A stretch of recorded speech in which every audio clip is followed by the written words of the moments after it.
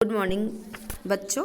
आज हम लोग पाठ 18 लद्दाख का बर्फ़ की सड़कें लद्दाख चैप्टर का शेष भाग पूरा करेंगे। देखिए, हम लोग पहले क्लास में पढ़ चुके हैं कि लद्दाख की महिलाओं का स्थिति और लद्दाख के लोग कैसे, स्थानीय लोग वहाँ कैसे हैं।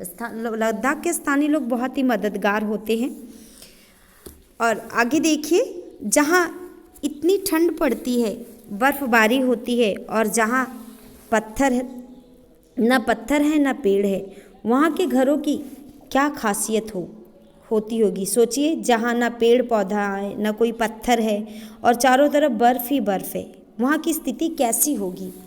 सूझबूझ से बनाए घरों का छत समतल और मिट्टी की होती है। इनके घरों का छत समतल होता है, वे इसलिए कि जब बारिश इतनी कम होती है तो ढालवा छत बनाने की क्या ज़रूरत है। वहाँ पर ढालवा छत नहीं बनता क्योंकि वहाँ बारिश बहुत कम होती है। बर्फ़ भी इतनी तो नहीं गिरती कि कश्मीर की घरों की तरह ढालवा छत बनती हो। बहुत ज़्यादा बर्फ़ भी नहीं गिरती है वहाँ पर।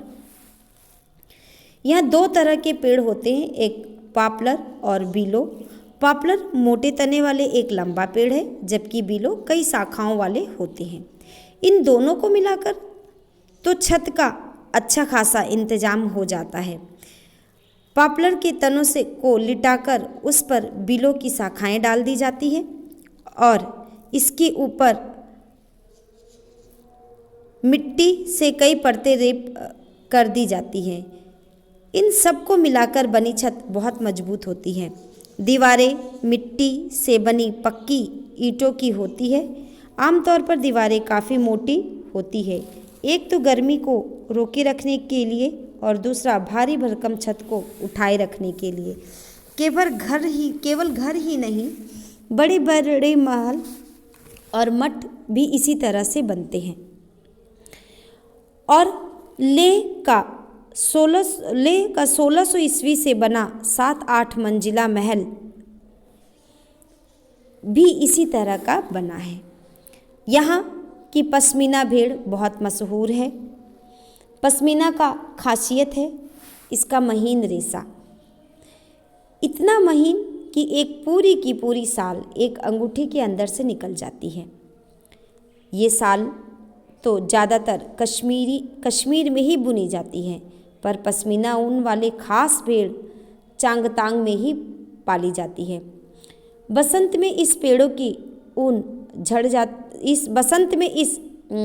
की ऊन क्या होती है, झड़ जाती है और सर्दियों में फिर वापस आ जाती है। लद्दाखियों का सबसे खास त्यौहार होता है लोसार। यह उनके नए साल के स्वागत में किया जाता है। इसे आमतौर पर दिसंबर के महीने में आखिरी हफ्ते में मनाते हैं। इसके अलावा और भी कई त्यौहार हैं जो बड़े बौद्ध मठों में मनाए जाते हैं। होमिस मठ यहाँ का सबसे समृद्ध मठ माना जाता है। ये 400 साल पुराना है। यहाँ बौद्ध भिक्षुओं को प्रशिक्षित किया जाता है। यह त्यौहार गुरु रिम्पोंच को समर्पित है। इन्हें महात्मा बुद्ध का अवतार माना जाता है और यह भी कि इनका जन्म लोगों को पाप से बचाने के लिए ही हुआ था। मठ के सामने के मैदान में मुखौटा नाच होता है। यह एक पवित्र खंभा गाढ़ा जाता है। यह एक तरह बने मंच पर कपों की पवित्र पानी, कच्चा चावल आदि रखा जाता है। संगीतकार संगीत बजा रहे होते हैं। इसका मुख्य आकर्षण 3 मीटर लंबा बिगुल होता है। देखिए बच्चों, लद्दाख में ऑक्सीजन की कमी इतनी अधिक है कि हर बार उसमें अपने फेफड़ों में प्राणवायु भरने के लिए भरसक यानी बहुत अधिक प्रयास करना पड़ता है। पेड़ों का यहाँ कोई नामो निशान नहीं है। ऐसे में ऑक्सीजन आएगी कहाँ से? सही बात है, जब पेड़ पौधे नहीं हैं तो ऑक्सीजन कहाँ से मिलेगा। लेह में ऑक्सीजन की कमी का एक बड़ा कारण ऊंचाई की अधिकता है। आपको पता होगा कि ज़्यादा ऊंचाई पे ऑक्सीजन की मात्रा कम हो जाती है। महान हिमालय पर्वत श्रृंखला मानसून को लद्दाख में प्रवेश नहीं करने देता है और जो हिमालय है वो मानसून को आने ही नहीं देता है। इसके कारण वर्षा होती है और पथरीली मिट्टी के कारण लद्दाख को एक पहाड़ी रेगिस्तान भी कहा जा सकता है। यहाँ अर्थव्यवस्था का आधार सेना, पर्यटन और पशुपालन ही है। लेह में नीमो गांव के पास सिंधु और जास्कर नदियां का संगम है। जास्कर नदी अपने ही नाम की पर्वत श्रृंखला से निकलती है और सिंधु में मिल जाती है, जबकि सिंधु नदी कैलाश पर्वत के उत्तर से निकलती है और बाद में बाटालिक के पास पाकिस्तान में प्रवेश कर जाती है। जास्कर का रंग नीला जबकि सिंधु का रंग दूधिया सफ़ेद होता है। तब सिंधु नदी में चेनाब, रावी, सतलुज, झेलम, ब्यास और उत्तर पश्चिम सीमांत प्रांत से आने वाली 2 और नदियां मिलती है, जिसमें सप्त डेल्टा का निर्माण होता है। लद्दाख अपने पहाड़ों और रास्तों के अलावा अपनी घाटियों और बौद्ध मठों के लिए भी जाना जाता है। लेह, रुपसू, साल्ट, पदुम, सेक, शुर, नुब्रा और जास्कर जैसी खूबसूरत घाटियों से सुसज्जित इस भूमि पर अलची, लामायुरु, लेरिक, थिक्से, हेमिस और स्तोक जैसी विश्व प्रसिद्ध मोनेस्ट्रिया अपने आप में 1000 साल पहले के इतिहास और संस्कृति की धरोहर समेटे हुए हैं। इनमें बौद्ध तथा कश्मीरी परंपरा का प्रभाव अधिक दिखता है। चीन की सीमा के पास पेंगांग झील है। इस झील से नमक प्राप्त किया जाता है। लद्दाख के दूसरे हिस्सों से में रहने वाले यहाँ दूसरी चीज़ें देकर नमक ले जाते हैं। दुनिया में ऐसी जगह अब कम ही है जहाँ हिम तेंदुए बचे हैं।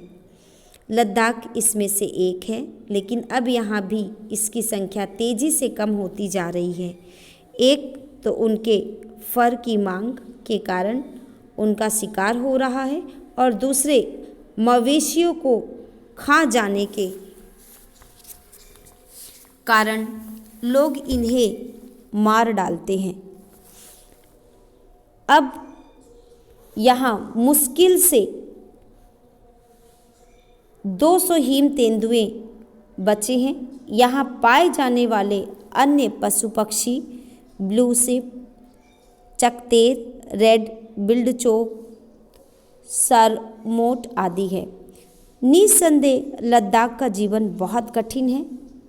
प्रकृति के अंतर विरोधों के बीच संघर्षरत लद्दाख सदैव सभी के आकर्षण का केंद्र रहा है। बच्चों देखिए, ये पाठ के माध्यम से लेखक ने क्या बताने का प्रयास किया है। प्रकृति हमारी धरोहर है, इसे हमें संभाल के रखना है। प्रकृति हर परिस्थिति में हमारे लिए हमेशा मददगार ही साबित हुई है। यह हम अपने थोड़े से लाभ के वजह से हम प्रकृति के साथ छेड़छाड़ करके अपने पर स्वयं आपदा को लाने का काम करते हैं। प्रकृति ईश्वर के द्वारा दिया गया एक बहुत खूबसूरत तोहफा है, जिसे हमें बहुत संभाल कर रखना चाहिए। लद्दाख का जीवन बहुत कष्टदायक है, लेकिन फिर भी वहाँ ज़िंदगी हंसती है और बहुत खूबसूरत है। आशा करते हैं ये पाठ आपके समझ में आया होगा। धन्यवाद बच्चों।